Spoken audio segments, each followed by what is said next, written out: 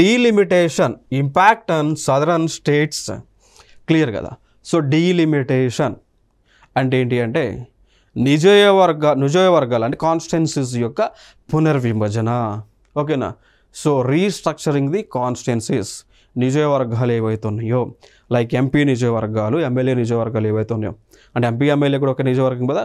So అంటే ఈ నియోజకవర్గాలు ఏవైతే ఉన్నాయో వాటిని బౌండరీస్ని ఆల్టర్ చేస్తారు. ఆల్టర్ చేయడానికి ఏర్పాటు చేసినటువంటిదే ఈ యొక్క డీలిమిటేషన్ కమిషన్ అండి.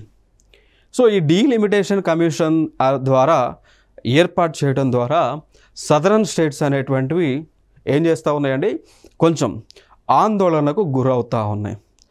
కారణం ఏంటి అంటే ఈ డీలిమిటేషన్ అనేటువంటి ఒక ప్రాసెస్, నియోజకవర్గ పునర్విభజన అనేటువంటి ప్రాసెస్ అనేటువంటిది దేని ప్రతిపాదికన జరుగుతుంది అంటే జనాభా ప్రతిపాదికన జరుగుతుంది. క్లియర్ కదా.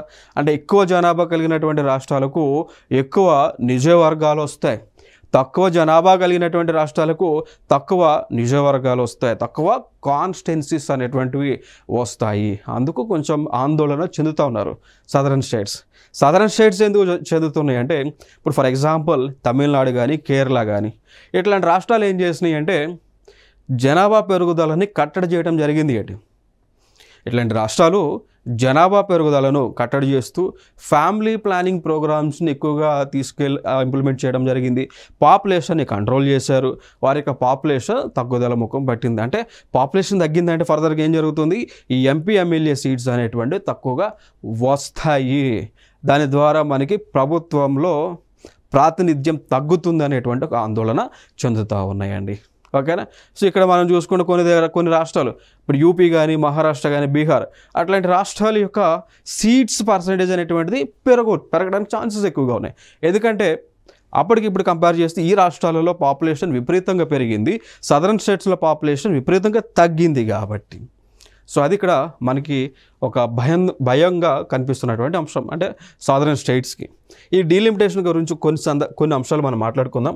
మరి డీలిమిటేషన్ కమిషన్ అనేటువంటిది మొట్టమొదటిసారిగా 1951లో ఏర్పాటు అవ్వడం జరిగింది అండి. 1951లో ఏర్పాటు అవ్వడం జరిగింది. సో జరిగిన తర్వాత డీలిమిటేషన్ ప్రాసెస్ని వాళ్ళు చేశారు. అంటే జనాభా ప్రతిపాదికన నియోజకవర్గాలు విభజన చేసి సీట్లను అసెంబ్లీలో అదేవిధంగా పార్లమెంట్లో వాళ్ళు ఫిక్స్ చేశారు. తర్వాత మళ్ళీ 1961లో మళ్ళీ సెకండ్ డీలిమిటేషన్ ఎక్సర్సైజ్ అనేటువంటిది కండక్ట్ చేశారు.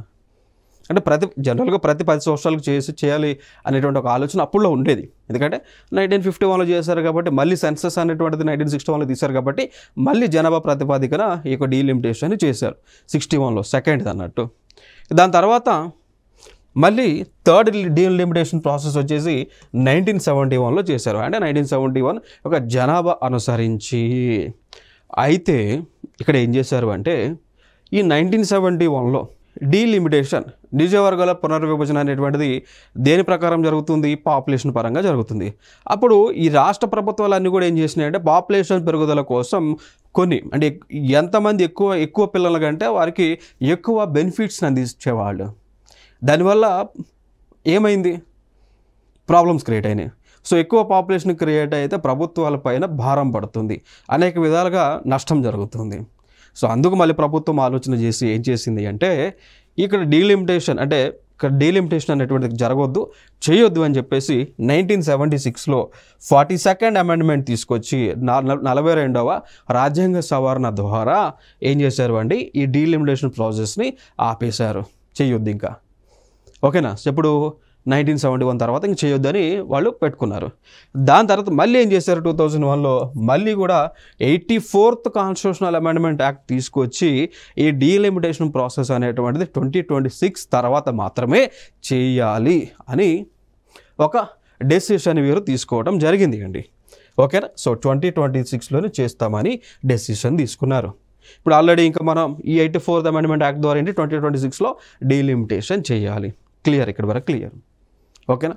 అంటే ఇప్పుడు 25లో ఉన్నాం కదా, ఆల్రెడీ ఫిబ్రవరి 2025లో ఉన్నాం కదా, అంటే నెక్స్ట్ ఇయరే కదా చేయాల్సింది. సో నెక్స్ట్ ఇయర్ చేయబోతూ ఉన్నారు.